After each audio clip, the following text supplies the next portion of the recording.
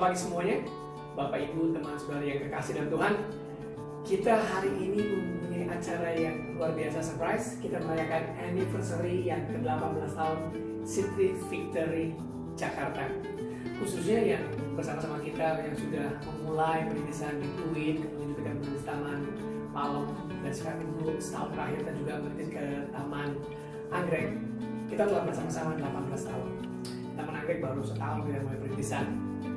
Tapi yang lebih penting adalah di 18 tahun ini Tuhan mengingatkan kami untuk tema mengenai pemulihan, restoration. Saya percaya dari Mazmur 23 ini akan digenapi dalam kehidupan saya dan juga Sanita dan semua teman-teman. Bukan cuma hanya kita diselamatkan roh kita, tapi juga jiwa kita.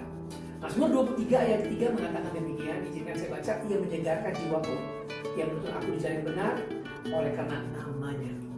Jadi kami berdoa supaya setiap dari kita boleh mengenal nama Yesus. Karena dalam nama Dia itu selain keselamatan, juga ada kekayaan yang luar biasa, pemulihan, berkat, kekuatan, kesehatan, masa depan, kebangkitan, kuasa Tuhan luar biasa. Anita? Ya, saya sangat bergembira pada hari ini kalau kita bersama-sama bisa merayakan anniversary buat Gereja City Victory Jakarta. Karena buat saya umur 18 tahun kita sebagai keluarga, kalau seorang anak itu sudah mencapai akhir balik dan di usia remaja, artinya biasanya kalau 18 tahun itu udah lulus SMA ya kalau secara fisik, dan SMA itu biasanya orang udah mulai bisa memikirkan masa depan, mungkin udah mau punya pacar, bisa memutuskan hal-hal yang benar dalam kehidupan mereka punya kebebasan dalam memilih, tapi mereka juga tahu hak dan apa yang harus tanggung jawab harus mereka lakukan karena semakin dewasa. Jadi saya percaya di usia 18 ini, maka seluruh jemaat, kita semua semakin dewasa, kita semakin siap untuk menghadapi masa depan yang baik yang telah Tuhan rancangkan, bahkan yang terbaik dalam kehidupan kita semua secara pribadi, baik sebagai orang tua maupun sebagai anak-anak yang dilahirkan di dalam gereja ini. Dan juga teman-teman semua, sebagai teman dari gereja kita, saya juga percaya terima kasih untuk telah mendukung gereja ini sehingga kita bisa berusia 18 tahun. Dan saya sudah 22 gereja juga bergabung bersama kita City Church. Dan tahun ini juga ada gereja kritis di Baru, di Jambi, dan juga akan ada di Jakarta Selatan, di Jakarta Utara juga ada yang bergabung dengan kita. So kita ada great future, bukan hanya untuk gereja saja sebagai organisasi, tapi setiap dari kita secara pribadi, jiwa kita dipulihkan, dan kita akan siap sungguh Tuhan. Tuhan memberkati. Happy anniversary Church. Halo teman-teman, Bapak Ibu, sahabat-sahabat yang terkasih, saya Sanita Winarta. Pagi hari ini kita akan bersama-sama dengan City Victory Jakarta. Kita mengucap syukur buat kebaikan Tuhan, karena Tuhan sudah menjadi Tuhan yang luar biasa, setia, dan sahabat kita yang luar biasa. Dan pada pagi hari ini kita mau menyaksikan kebesaran Tuhan, kita mau serahkan hidup kita memuji Tuhan karena kebaikannya selama 1 minggu yang kemarin. Mari.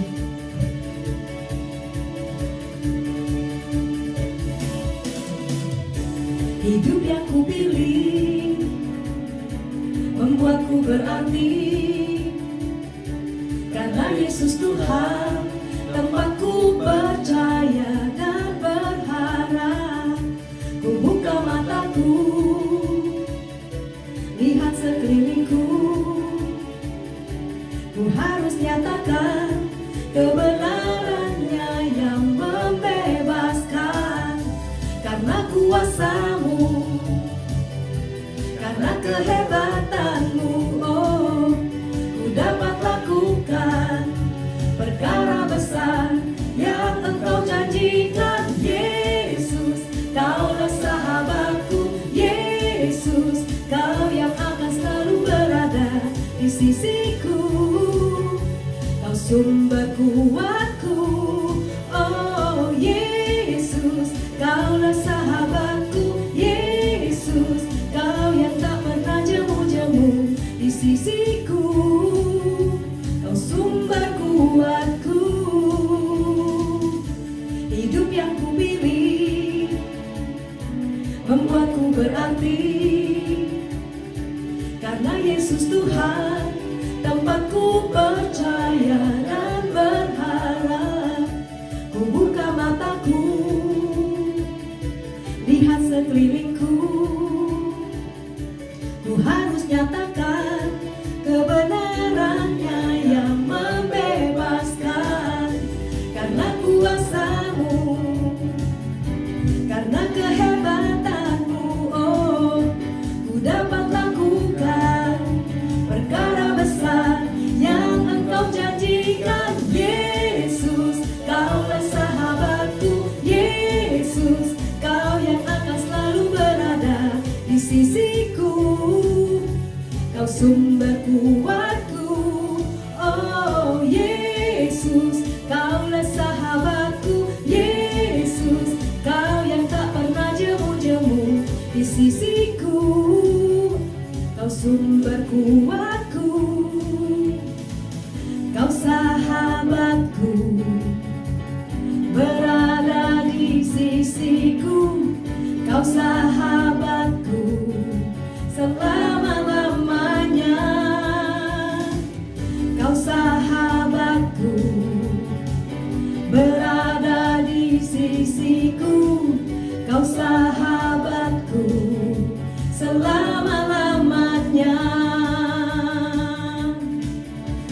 Yesus, Kaulah sahabatku. Yesus, Kau yang akan selalu berada di sisiku. Kau sumber kuatku. Oh Yesus, Kaulah sahabatku. Yesus, Kau yang tak pernah jemu-jemu di sisiku. Kau sumber kuatku. Kau sahabatku, berada di sisiku. Kau sahabatku selama-lamanya. Kau sahabatku, berada di sisiku. Kau sahabatku selama-lamanya. Kau sahabatku, kau sahabatku, berada di sisiku. Kau sahabatku selama-lamanya. Kau sahabatku, berada di sisiku selama-lamanya. Terima kasih Tuhan, Engkaulah sahabat kami. Yesus, Engkau selalu tidak pernah meninggalkan kami. Terima kasih Tuhan Yesus. Thank you Lord.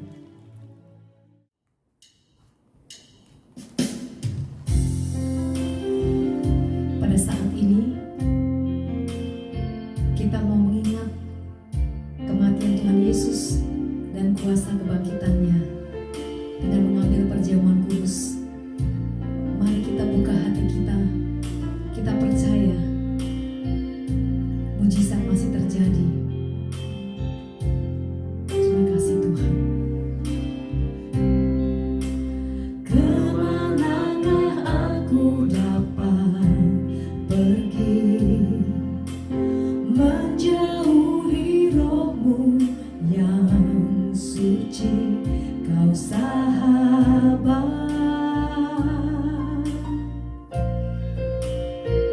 dan Kau dekat.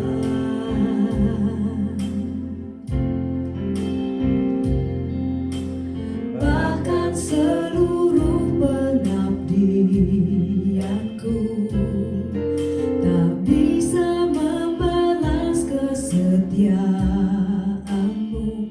Sungguh mulia dan berharga. Sungguh besar pengorbanan-Mu bagiku. Terlalu dalam untuk dimengerti. Sungguh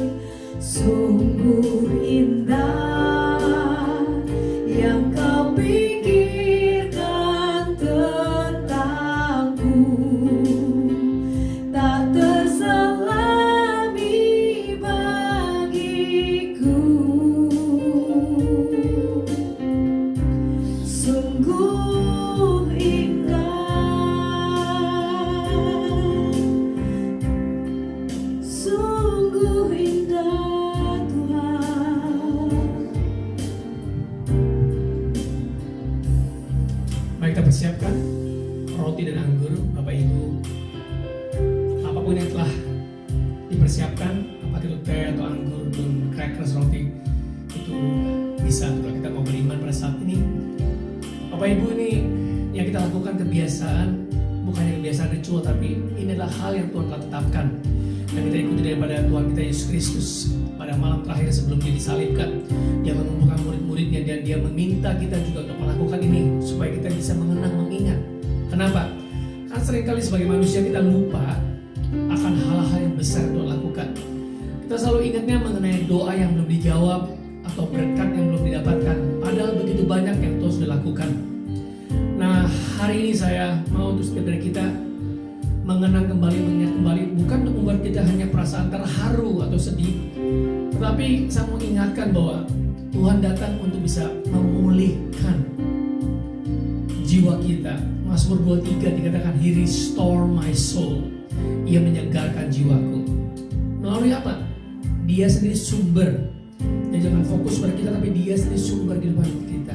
Abba, Bapa, dia sumber. Mari kita ambil roti ini. Kita angkat roti ini, Bapak Ibu. Kenapa kita lakukan pada saat ini? Persis sama seperti apa yang Yesus lakukan untuk mengenang kembali kematian Tuhan. Dan dia akan datang kedua kali dan kita akan beritakan kematian Tuhan. Suatu kita beritakan kematian Tuhan Yesus, bahwa dia telah mati bagi dosa kita, dia pulihkan, maka penyertaan Tuhan nyata, maka kuasa dan mujizat Tuhan nyata.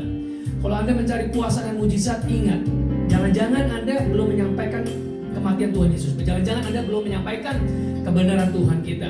Jadi ingatlah, suatu kita menghidupi kebenaran Tuhan pada hari ini, dia memulihkan jiwa kita, hubungan kita dipulihkan, dia mengembalikan hati bapak-bapak kepada anak, dan hati anak-anak pada Bapa, maka kerajaan Tuhan akan datang dan jawaban Tuhan terjadi. Mari kita angkat pada saat ini di dalam nama Tuhan Yesus. Bapak, kami ucap syukur bahwa dengan roti ini kami percaya bahwa kami disatukan kembali satu tubuh Kristus dengan anggota tubuh yang lainnya. Meskipun pada masa-masa COVID seperti ini, Engkau menyatukan kami di dalam nama Tuhan Yesus. Mari kita makan bersama-sama.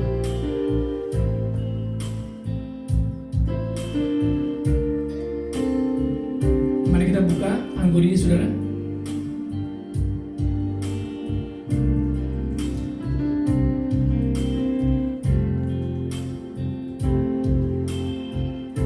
Kita percaya bahwa ini adalah cawan perjanjian baru yang dipercayakan darah Yesus. Seharusnya kita kena kutuk, tapi kutuk telah diambil oleh Yesus. Semua kutuk. Iblis tidak lagi berkuasa. Dan melalui ini kita mengatakan pada setiap orang sekitar kita bahwa kemampuan iblis untuk membuat kita tidak percaya telah dipatahkan di dalam nama Tuhan Yesus. Semua dosa dan kesalahan kita telah diampuni dan hubungan kita dipulihkan. Sudah percaya? Mari kita angkat sama-sama cawan ini, saudara. Anggur ini kita minum di dalam nama Tuhan Yesus.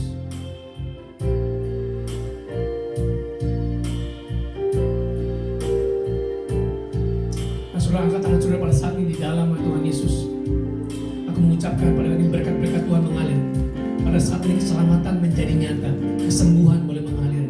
Segala sakit penyakit telah diambil oleh Yesus di kayu salib. Segala kutuk, kebodohan, kemiskinan pada saat ini enyah di dalam Tuhan Yesus.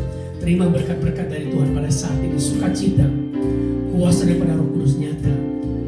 Ada damai sejahtera, ada kebenaran yang memerintah setiap kehidupan kita di dalam Tuhan Yesus. Kalau saudara pada saat ini sakit, saya percaya pada saat ini kuasa firman Tuhan mengalir menyembuhkan saudara. Ada kuasa Tuhan mengalir di dalam Tuhan Yesus pada saat ini. Dan juga yang miskin boleh mengatakan aku kaya, yang lemah mengatakan bahwa aku telah menjadi kuat di dalam nama Tuhan Yesus. Maka kita teruskan penyembahan kita pada saat ini di dalam nama Tuhan Yesus. Haleluya.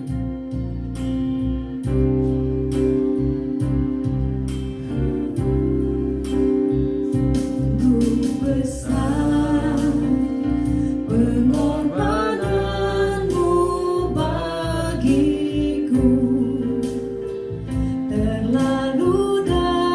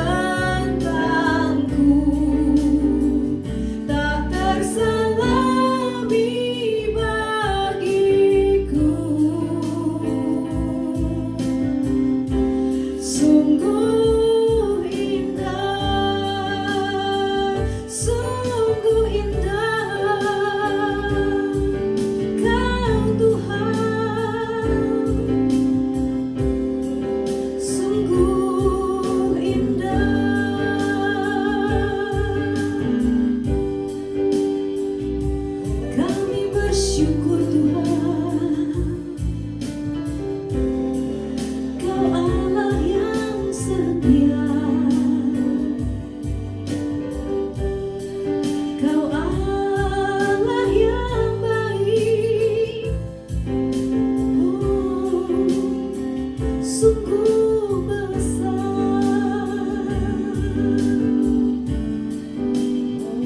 Kami bersyukur Tuhan. Haleluya.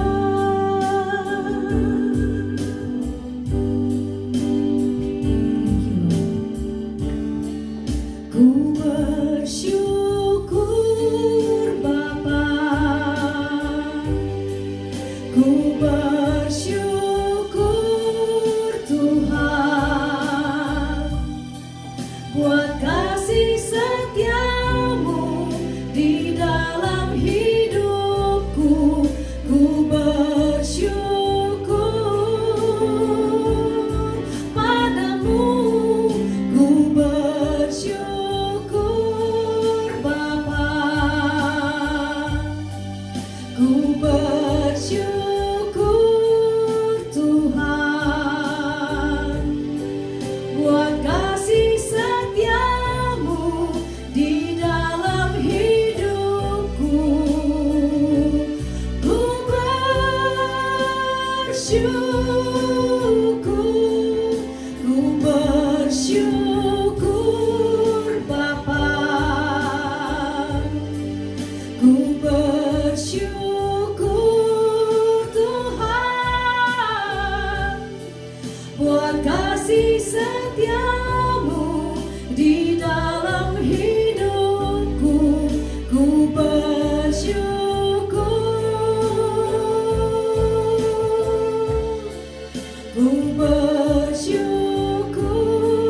Bapa, ku bersyukur Tuhan, buat kasih setiamu di dalam hidupku. Ku bersyukur Tuhan,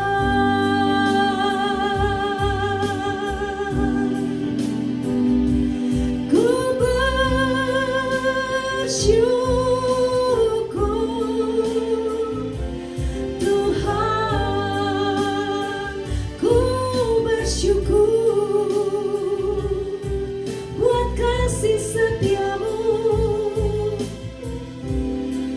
Ku bersyukur. Kami bersyukur Tuhan untuk kasih setiamu, untuk kesetiaanmu. Pada saat kami tidak ada jalan, Engkau buka jalan bagi kami. Dan kami telah melihat banyak kali Engkau menolong kami. Pada saat kami sedang susah, Engkau datang segera menolong kami. Dan kami percaya jika kami buka hati kami pada hari ini, Kau jamah kami Tuhan, Kau jamah seluruh hidup kami Tuhan. Ubah kami. Kami ingin melihat terobosan dalam kehidupan kami. Kami ingin mengenal Engkau lebih lagi ya Tuhan. Urapi kami Tuhan. Urapi para teman-teman sahabat kami, keluarga kami yang sedang menonton pada hari ini, pada saat ini. Biar hidup kami berubah, karakter kami berubah, cara kami berpikir berubah. Kami semakin mengasihi Engkau dan percaya kepadamu. Di dalam nama Tuhan Yesus. Haleluya.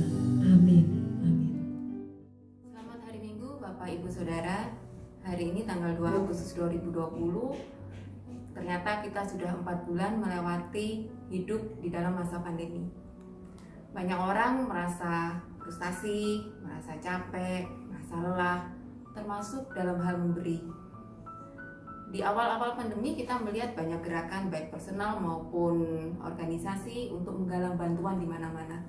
Tapi semakin kesini kita melihat sudah semakin berkurang. Kadang-kadang kita juga merasa capek juga ya. Orang-orang ini kok minta bantuan terus kepada saya. Sementara saya sendiri juga punya banyak kebutuhan. Nah, firman Tuhan berkata di Galatia 6 ayat 9, janganlah kita jemu-jemu berbuat baik. Karena apabila sudah datang waktunya, kita akan menuai jika kita tidak menjadi lemah. Jadi Alkitab mengajarkan kepada kita untuk tidak jemu-jemu berbuat baik. Sekarang bagaimana caranya supaya kita nggak jadi capek? Karena sebagai manusia wajar kalau ada satu saat dimana kita merasa lelah. Di satu ayat sebelumnya di Galatia 6 ayat 8 dikatakan, barang siapa menabur dalam dagingnya, ia akan menuai kebinasaan. Tetapi barang siapa menuai dalam roh, ia akan menuai hidup yang kekal. Roh di sini huruf besar, berarti ini berbicara mengenai Roh Kudus. Barang siapa menuai dalam daging. Kalau kita memberi hanya berdasarkan kekuatan kita sendiri, karena kebiasaan, karena rutinitas, atau karena kita mengharapkan orang lain akan berterima kasih kepada kita, akan ada suatu titik di mana kita akan merasa capek, merasa jenuh. Tetapi kalau kita menabur dalam roh, maka kita akan menuai hidup yang kekal. Artinya kalau kita sudah mulai merasa kering, itu adalah saatnya kita kembali bergaul dengan Roh Kudus. Minta Roh Kudus untuk merecharge kembali hati kita, memenuhi hati kita dengan kasih Allah, mengingatkan kembali akan firman Tuhan, menguatkan kembali kita sehingga kita kembali penuh dengan sukacita, kita kembali penuh dengan kasih Allah. Dan sehingga memberi bukan menjadi suatu beban, tapi menjadi suatu kesukaan. Saya akhiri dengan ayat 10. Karena itu selama masih ada kesempatan bagi kita, marilah kita berbuat baik kepada semua orang, tetapi terutama kepada kawan-kawan kita seiman. Sini Rasul Paulus berkata, selama masih ada kesempatan. Berarti akan ada waktunya di mana sudah tidak ada kesempatan lagi bagi kita untuk berbuat baik. Kita bersyukur bahwa kita masih diberi kesempatan oleh Tuhan untuk kita berbuat baik, untuk kita terus menabur.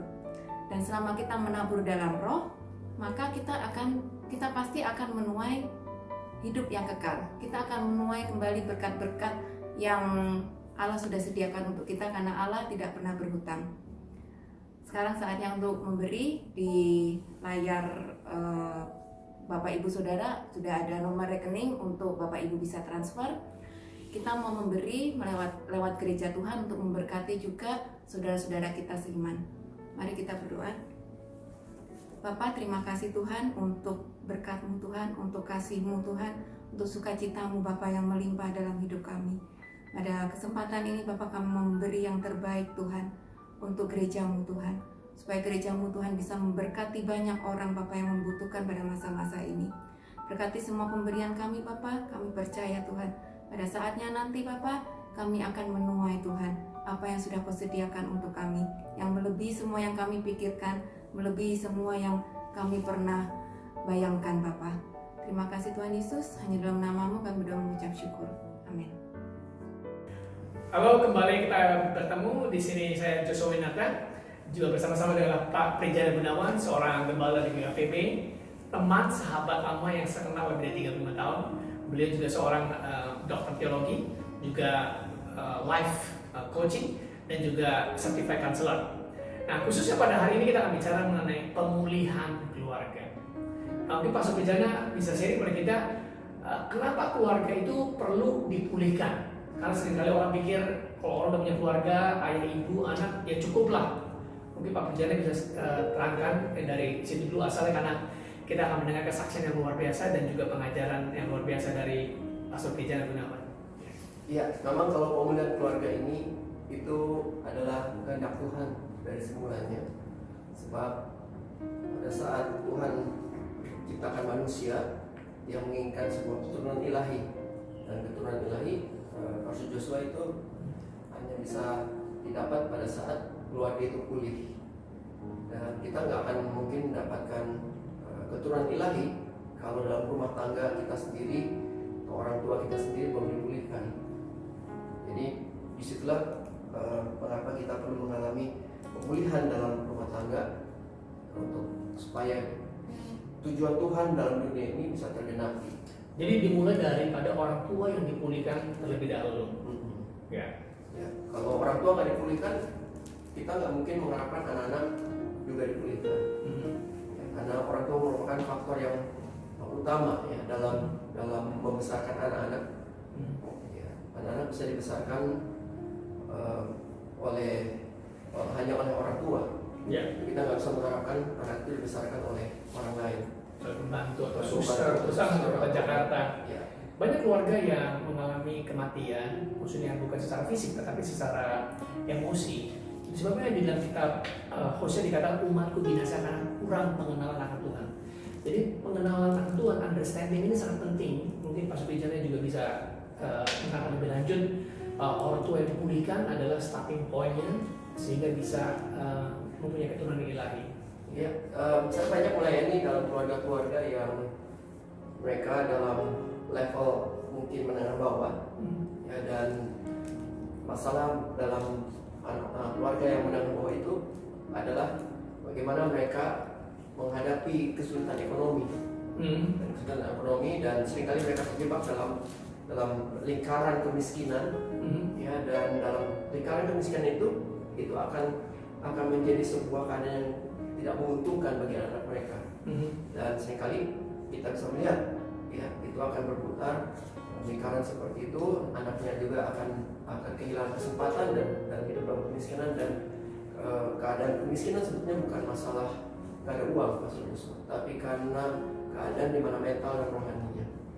Nah, ketika kita ingin melihat anak itu bertumbuh, kita nggak cukup hanya memberikan kepada mereka kesempatan dan kebutuhan secara fisik, ya, tapi juga kita perlu melihat apakah orang tua mereka juga mengalami pemulihan. Jadi tidak cukup hanya dengan dipenuhi kebutuhan pendidikan saja, intelijensia, atau hanya kebutuhan sandang pangan, tapi ada kebutuhan-kebutuhan lain, termasuk kebutuhan emosi, ya, di dalam seorang anak supaya dia bisa bertumbuh kembang dan bisa memenuhi panggilan Tuhan dalam kehidupan dia, ya, seperti itu. Ya.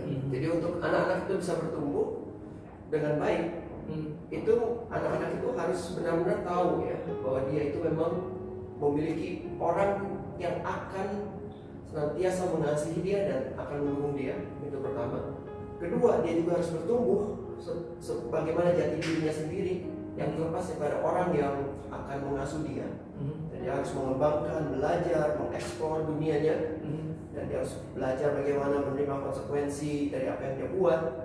Dia menemukan kesempatan-kesempatan baru dengan dirinya sendiri, walaupun masih terikat dengan orang tua yang masih mencintai. Dan ketiga, dia harus juga bisa melihat, membedakan mana yang baik dan yang buruk dari setiap pribadi dan dirinya sendiri, karena manusia ini diciptakan dalam dunia berdosa, sehingga antara hubungan antara dosa dan kehidupan yang dituntut untuk hidup kudus itu tetap melekat, dan itu harus bisa diterima oleh anak itu, sehingga nantinya ke depan dia bisa berrelasi dengan baik pada samanya dan juga pada dirinya sendiri. Dan yang keempat adalah dia harus mampu meningkatkan kedewasaannya sebagaimana setara sebagai sesama orang dewasa. Nah, hal seperti itu, kalau ada hal tersebut dari 4 itu yang tidak digenapi, yang tidak dipenuhi dalam diri anak kita atau yang tidak diketahui oleh anak itu akan mengganggu nanti dalam proses bagaimana dia bersosialisasi, dia hidup dalam komunitas, dalam masyarakat, ya, sehingga itu mempengaruhi dalam proses dia berkontribusi secara positif pada lingkungannya. Dan untuk itu harus mulai daripada orang tuanya. Keempat hal ini itu harus bersumber dari orang tuanya. Jadi 4 hal itu diulang, dia perlu tahu Ya, hal yang benar dan salah, ya. ya. Dia juga harus tahu hak dan kewajibannya, Ya. Kemudian yang ketiga adalah hal yang dia tahu bahwa dirinya itu adalah diri yang diterima, mengambil, tahu dia belajar konsekuensi dari setiap perbuatan yang dia lakukan. ya.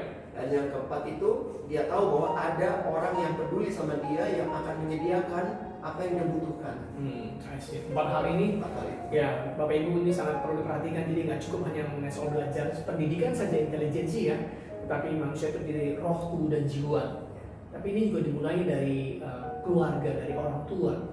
Nah, tadi katakan orang tua. Kenapa orang tua dikatakan, ya? Sebab memang orang tua lah yang memang diberikan mandat oleh Tuhan untuk bisa mendidik dan mengembangkan dan memberikan lingkungan yang benar, ya, seperti itu. Ya, mungkin Pak Supijannya bisa lebih lanjut lagi mengenai pengalaman dalam kehidupannya. Ya, saya juga punya 4 anak, Pastor Joshua dan semua, dan anak saya paling kecil itu sekarang umur 18 tahun, masuk 17 jalan, masuk 18 tahun. Yang paling besar itu sekarang sudah umur jalan 25 tahun. Ya, masuk ke 25.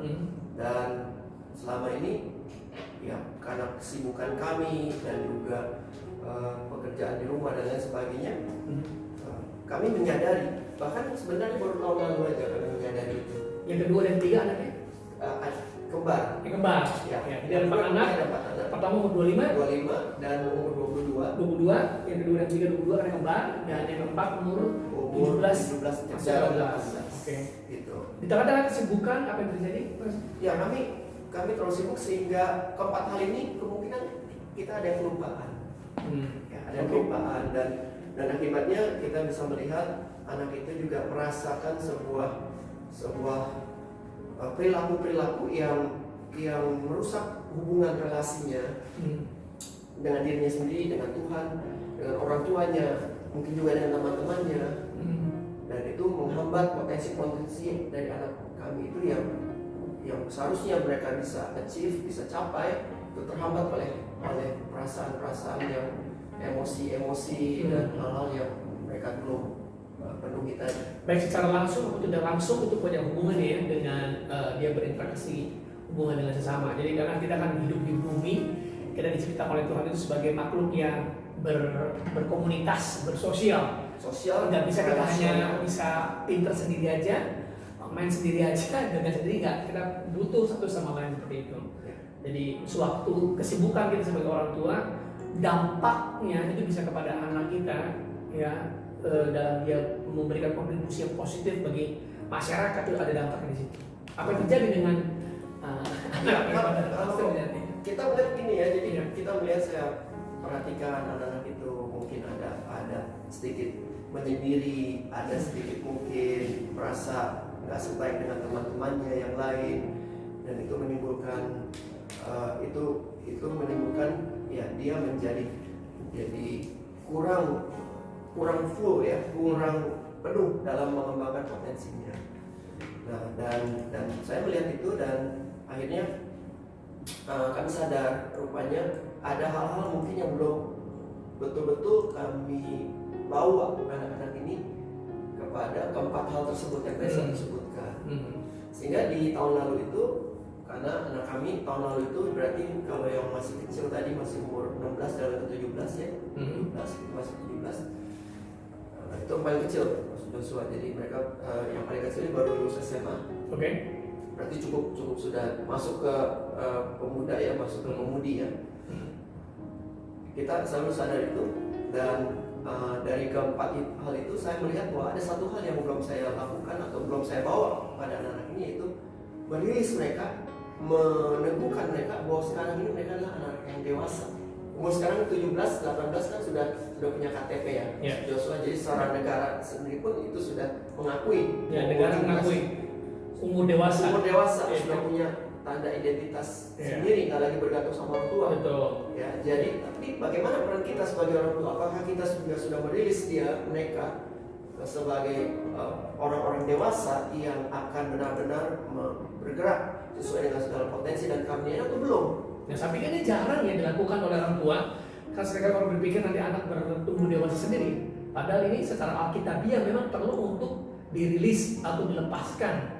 Karena demikian. Ya, betul sekali. Jadi itu yang kita lihat dan akhirnya Desember tahun lalu 2019 pada saat kami liburan keluarga, kami cari waktu 1-2 hari di mana saya sebagai ayahnya kita kumpul berdoa, lalu di situ kita saya layani mereka, saya pastikan keempat hal ini terpenuhi sama mereka, dan setelah itu kami adakan sebuah seremoni kecil. Ya, seremoni kecil karena itu hanya kita saja. Ya, waktu itu kami di Bali, jadi hanya kita saja. Dan pada seremoni kecil itu saya sebagai orang tua mendoakan mereka satu persatu. Saya doakan mereka dan merilis mereka, mensahkan mereka sebagai orang dewasa. Ya, dan dalam doa saya doakan mereka bahwa Tuhan, bahwa biarlah kehendak Tuhan yang sudah Tuhan siapkan bahkan sejak dalam kandungan mereka sendiri, yang Tuhan sudah miliki bagi mereka itu mereka bisa capai. Ya. Ya. Jadi itu merupakan sebuah momen yang sangat indah bagi kami sekeluarga, khususnya juga bagi anak-anak. Dengan begitu mereka itu mendapatkan sebuah sebuah confident, ya, mendapatkan sebuah kepercayaan diri dan juga konfirmasi dari kami sebagai orang tua, sebuah peneguhan dari orang tua untuk mereka dilepaskan. Itu dan juga tentu saja karena kami doakan juga itu juga akan dampaknya, ya percaya Tuhan juga meneguhkan mereka sebagai orang sudah dewasa dan mereka bertanggung jawab untuk dan mereka diberi wewenang untuk bisa melaksanakan apa yang menjadi kehendak Tuhan dalam hidup mereka. Nah, ini menggenapi dari Mazmur 127 ayat 3 sampai 5. Berbahagialah orang-orang yang telah membuat tabung anak panah penuh. Seperti anak panah di tangan pahlawan, demikianlah orang-orang muda yang bisa diluncurkan. Jadi kita memastikan sebagai orang tua itu membuat tabung kita penuh dan dilepaskan dengan potensi mereka dengan rasa percaya diri yang luar biasa seperti itu. Betul. Dan juga bisa dilanjutkan lagi, ada pemulihan terjadi. Ya, pemulihan sangat banyak terjadi. Sejak itu saya merasakan dalam keluarga kami, saya dengan istri saya sebagai orang tua, kemudian anak-anak saya, itu ada sebuah terobosan ya, di dalam suasana, dalam atmosfer keluarga kami itu menjadi sebuah yang betul-betul fulfilling, memuaskan, merasa kita semua juga punya trust kepada anak-anak dan anak-anak juga punya trust pada kami sebagai orang tua dan relasi kami antara kami orang tua dan dengan anak-anak itu menjadi suatu yang sangat indah saat ini. Jadi hubungan komunikasi dipulihkan antara orang tua dengan anak, dan juga pasti anak-anak juga mengekspresikan rasa kekecewaannya tidak terpenuhi mungkin dari anak kepada orang tua. Sempat terjadi seperti itu, mereka mengekspresikan itu? Ya sempat, karena kan waktu acara retreat kami lah kita bilang ya Desember 2019 itu di Bali itu ya saya sebagai orang tua juga saya coba menyelami ya peristiwa-peristiwa yang menyedihkan yang anak-anak ini alami sampai pada saat itu sampai saat ini, hal-hal apa saja yang masih tersimpan ya, supaya pada saat itu biar saya bimbing mereka supaya mereka bisa memprosesnya dan mereka bisa menyelesaikannya itu. Nah, ini tidak mudah untuk orang tua mau menerima anak mengekspresikan ketidakpuasan mereka atau ketidaksetujuan dan sampai dibimbing sampai anak-anak itu bisa melepaskan pengampunan dan orang tua melepaskan pengampunan. Dengan kata lain, jangan sampai kita nih hanya ikut-ikutan aja ide yang baik punya mesbah keluarga, tapi hubungan tidak dipulihkan. Nah, Bapak Ibu mesti ingat bahwa mesbah keluarga itu ada supaya hubungan kita dipulihkan sesama dan kita bisa membawa persembahan kita dari hati yang dipulihkan dan memanggil nama Tuhan. Sebab sia-sia kita mempunyai mesbah keluarga kalau hubungan kita tidak dipulihkan. Karena Yesus berkata, sebelum memberi persembahan, pulihkan dulu. Betul sekali. Terima kasih untuk semua yang bisa dengar untuk saat ini untuk mengenai keluarga dipulihkan. Biar ini menjadi inspirasi bagi setiap saudara. Tuhan memberkati. Halo, kembali bersama dengan Pastor Joshua Winarta di sini dari City Church dan juga dengan Pastor Prijana Gunawan dari GKPB. Beliau telah menjadi berkat di dalam bicara kemarin mengenai pemulihan keluarga, dan kita mau bicara lebih lanjut mengenai pentingnya kita dalam keluarga itu mempunyai keturunan ilahi. Mungkin Pastor Prijana bisa langsung kepada inti yang mau kita bicarakan, bagaimana kita bisa membesarkan ya, dan juga mengarahkan anak-anak sebagai keturunan ilahi. Ya. Jadi tujuan dari Tuhan menjadikan kita satu dengan istri kita, kalau kita seorang laki-laki, seorang suami, yaitu lahirnya keturunan ilahi. Dan itu tercatat dalam Malaki 2 ayat 15. Ya, bukankah Allah yang Esa menjadikan mereka daging dan roh? Dan apakah yang dikehendaki dari kesatuan itu? Keturunan ilahi. Nah, itu yang tercatat dalam Malaki 2 ayat 15. Jadi dalam pernikahan yang Tuhan harapkan, yaitu lahirnya anak-anak yang akan menjadi orang-orang yang memuliakan nama Dia. Nah, itu yang menjadi privilege bagi kita sebagai orang tua, mana saat kita melahirkan anak-anak ini, membimbing mereka, membesarkan mereka, sehingga mereka jadi orang-orang yang ilahi.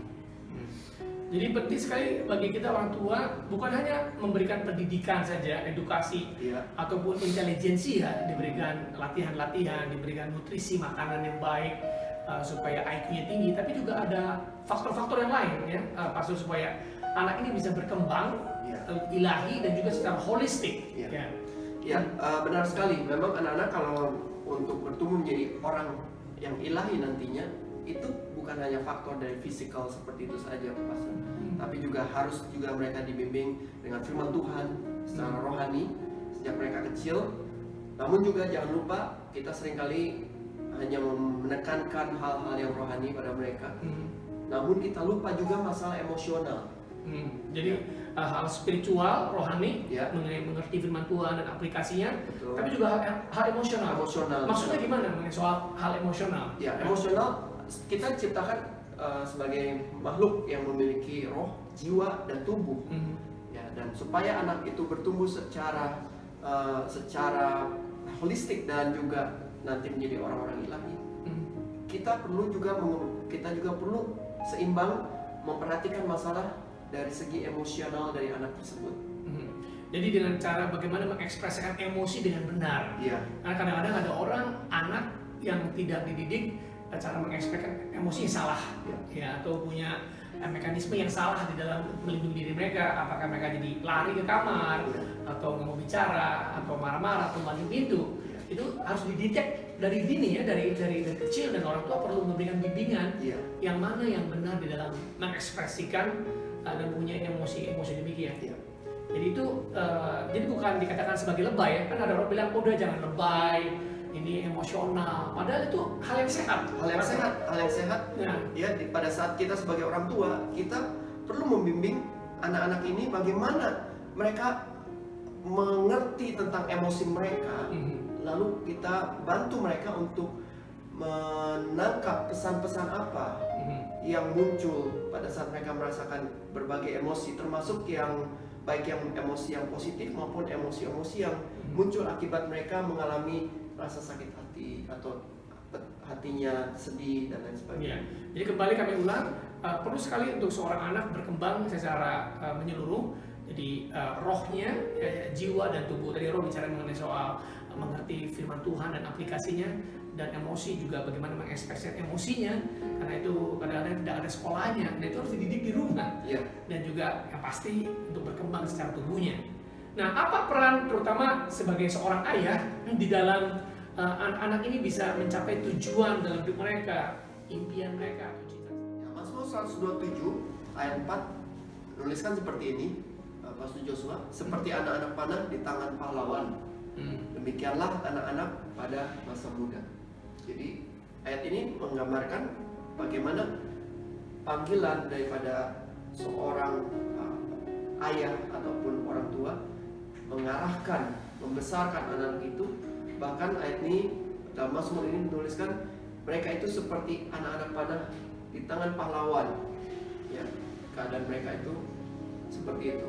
Nah, anak panah tangan pahlawan artinya anak itu harus straight, ya, harus lurus, supaya sewaktu diluncurkan tidak bengkok ke kiri atau ke kanan. Sebab sewaktu anak panah itu bengkok, ya dia nggak akan bisa jauh-jauh atau mencapai tujuan atau cita-citanya. Seperti itu. Jadi penting sekali bagi seorang ayah untuk berinisiatif, ya, dan untuk bisa meluruskan hal demikian. Iya. Dan tadi untuk meluruskan itu tentu saja harus dibutuhkan juga bukan hanya sekedar fisik ya, tapi juga secara rohani, dan juga hal yang sering kita lupakan adalah masa emosionalnya. Emosional itu dan area emosional ini sebetulnya yang sangat betul-betul kita sebagai orang tua belajar untuk membimbing anak-anak ini agar seperti tadi Mazmur 127 katakan, kita bisa membentuk anak-anak ini seperti anak panah yang lurus, yang siap untuk ditembakkan pada sasaran. Ya, jadi ini adalah suatu hak istimewa bagi seorang ayah juga untuk bisa memberikan contoh teladan di dalam meluruskan dia punya integritasnya, apa yang dikatakan juga dia memberikan teladan kepada anak-anaknya, sehingga karena seringkali anak nggak mendengarkan orang tua, tapi seringkali anak itu melihat apa yang orang tuanya lakukan ya. Jadi sangat powerful sekali berkuasa sewaktu seorang ayah itu memberikan contoh teladan di dalam memberikan ilustrasi atau mengarahkan anak-anaknya. Jadi perlu sekali untuk roh seorang anak dikuatkan melalui pengenalan firman Tuhan dan aplikasinya. Kemudian jiwa seseorang termasuk mengenai emosinya, bagaimana mengekspresikan emosi yang baik, ya, Karena sering kali bilang jangan lebay atau jangan exaggerate atau memperbesar emosi. Padahal kita punya emosi dan emosi itu baik, ya. Apakah itu takut, itu marah, itu perlu diekspresikan dengan yang baik. Jangan sampai mengekspresikan emosi dengan salah. Ya. Karena saya lihat pernah satu kali saya pergi ke supermarket, saya melihat anaknya minta dibelikan mainan dan dia tahu kalau di tempat umum itu pasti dibelikan orang tuanya. Jadi waktu dia tarik itu permen cupa-cup nggak dikasih, anak orang tuanya marah, dia berputar seperti gangsing. Jadi akhirnya mau nggak mau ibunya membelikan dia hanya untuk supaya anaknya reda. Dan akhirnya itu bisa dipakai berulang-ulang. Jadi nah, pasti harus dididikin di rumah ya untuk bisa membereskan. Karena anak juga tahu kapan bisa memakai kesempatan itu untuk mendapatkan apa yang dia inginkan. Betul. Dan itu merupakan sebuah tantangan bagi kita orang tua untuk membesarkan atau membangun rumah tangga di mana anak-anak itu bisa betul-betul sehat ya, bukan hanya secara bukan secara rohani, tapi juga sehat secara emosi. Dan juga tentu saja faktor ketiga yang nggak bisa lupakan juga sehat secara fisik. Secara fisik juga. Nah, bagi para kaula muda juga yang mendengar yang masih single, yang belum menikah, mungkin mereka orang tuanya belum di dalam Tuhan, mungkin Pak Suprijanto bisa memberikan tips-tips atau arahan apa yang mesti mereka persiapkan juga yang mereka mau menikah, ya supaya nanti mereka bisa menghasilkan keturunan ilahi. Bagi mereka yang belum menikah, tentu saja rekan-rekan yang masih pemuda-pemudi saat ini, pastikan kalian memiliki hubungan yang baik dengan Tuhan, kalian lahir baru, dipenuhi Roh Kudus, ya itu udah menjadi suatu hal yang harus kalian alami. Dan yang kedua, kalian harus belajar mengelola emosi kalian, ya karena emosi itu seperti tadi, kita hidup di tengah masyarakat yang seringkali terlalu menutup kita untuk kita bagaimana mengekspresikan emosi kita. Nah itu sebenarnya menyebabkan kita menjadi tidak tahu bagaimana sih menangkap emosi-emosi atau pesan-pesan emosi di balik emosi yang muncul dari jiwa kita. Dan kalau kita bisa mengelola itu, jadi belajarlah mengelola emosi tersebut. Ya, cari gembala, cari Pastor Joshua, cari orang-orang yang bisa membimbing saudara. Pada saat saudara belajar atau saudara menemukan bahwa saudara perlu belajar mengelola emosi ini, sebab saudara nggak akan bisa bertumbuh menjadi baik pada saat saudara nggak mengerti tentang emosi saudara. Ya, dan bahkan dikatakan juga bahwa pernikahan itu seperti amplifier, memperbesar kekuatan kita, juga memperbesar kelemahan kita. Jadi apa yang kita memperbesar itu bergantung daripada keadaan kita sekarang. Jadi kalau keadaan kita sekarang ini masih belum kuat, tapi udah buru-buru mau menikah, itu malah menjadi satu hal yang disaster ya, jadi menimbulkan bencana. Dan saya percaya akan kasih karunia Tuhan yang bisa membuat kita bisa mengenal Tuhan dengan benar. Ada bimbingan pranikah, ya. Jadi jangan dipotong gitu ya. Yang penting saya mau menikah, itu nggak cukup dengan seperti hal demikian. Ya, pastikan kita jadi pribadi-pribadi yang wholesome, yang sepenuhnya. Jadi sehingga kita bisa menghasilkan keturunan ilahi.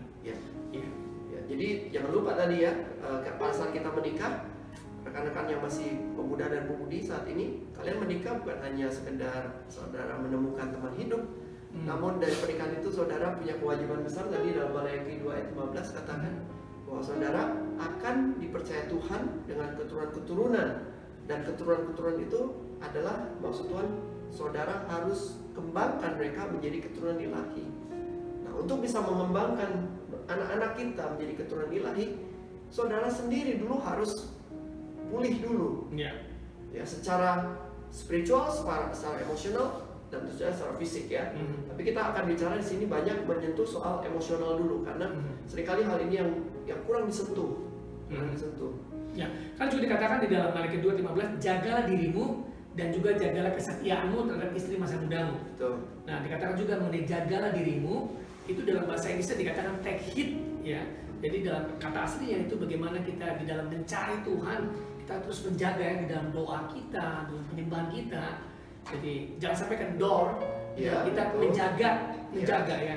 Jadi seringkali kita nggak sensitif di dalam mengetahui kehendak Tuhan, karena kita seringkali mendengar, mengizinkan, jadi kita nggak sensitif lagi akan kehendak Tuhan. Itu sebab kita perlu datang ya setiap pagi kepada Tuhan, setiap waktu. Dan firman Tuhan ini waktu kita baca ini seperti air yang membasuh kita. Jadi kita kalau ada hal salah kita buru-buru minta ampun. Nah, jadi itu penting sekali untuk kita, terutama para suami, ya, untuk menjaga dirinya, Ya. ya, jaga diri dari segala yang kita dengar, yang kita lihat. Jadi hati-hati, dan kedua juga menjaga kesetiaan terhadap istri, ya. masa Betul. muda juga. Betul. Ya, karena Tuhan telah mempercayakan. Dan juga dalam 1 Petrus dikatakan ya bahwa doa kita bisa nggak dijawab Ya. kalau kita tidak menghargai Ya. istri kita. Ya. Ya, maksudnya istri satu ya, tapi istri maksudnya ya kita harus menjaga hubungan demikian. Nah, saya minta Pastor Prijana pada saat ini menyampaikan pesan terakhir untuk kita semua di dalam menjaga dan memelihara keturunan ilahi dalam hidup kita. Silakan Pastor Prijana. Masalah emosional adalah suatu hal yang sangat serius.